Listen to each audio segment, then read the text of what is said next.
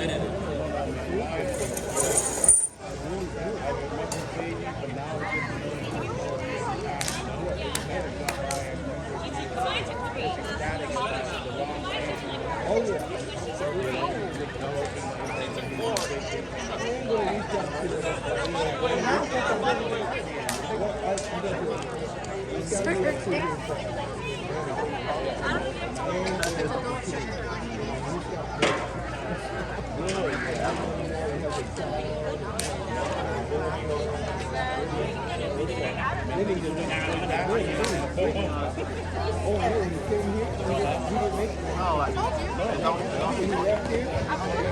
ាទបន្តទៅនេះ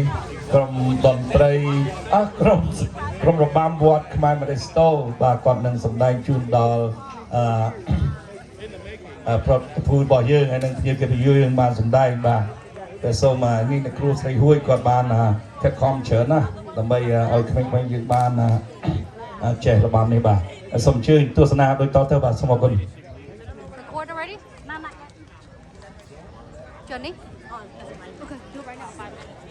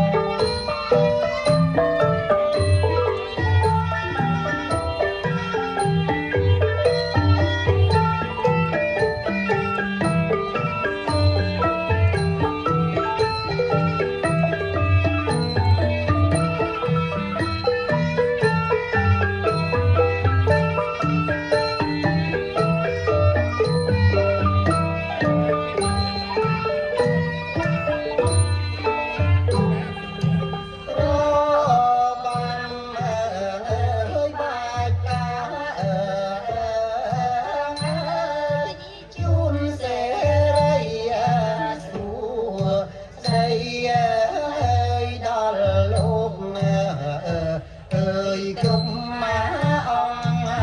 kia sớm ban thọ mong ơi sông sao kia sọc chân tình bìa ơi anh biết ơi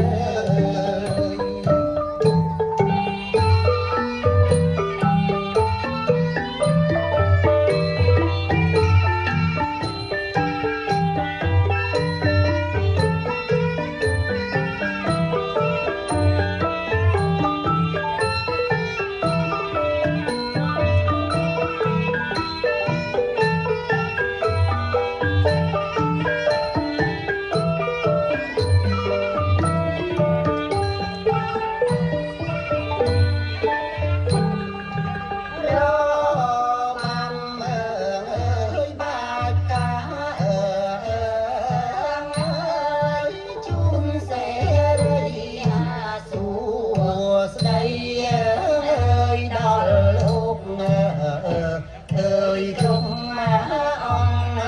kia sớm ban phò mong ơi sông sao kia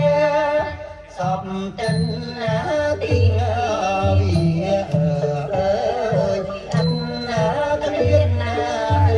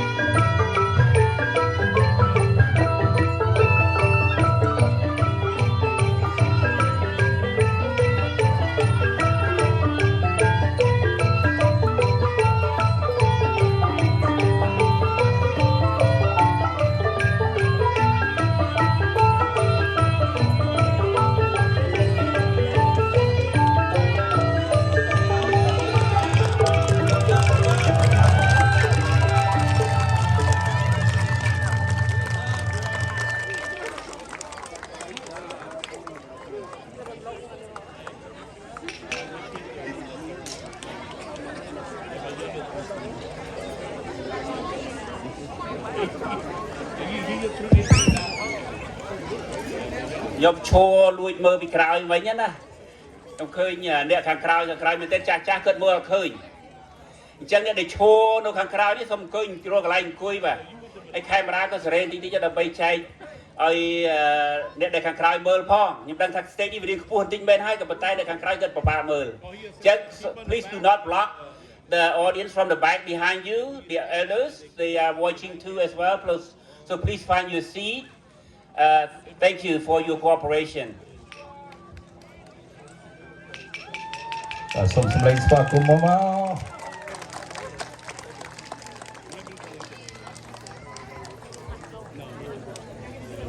អូខេ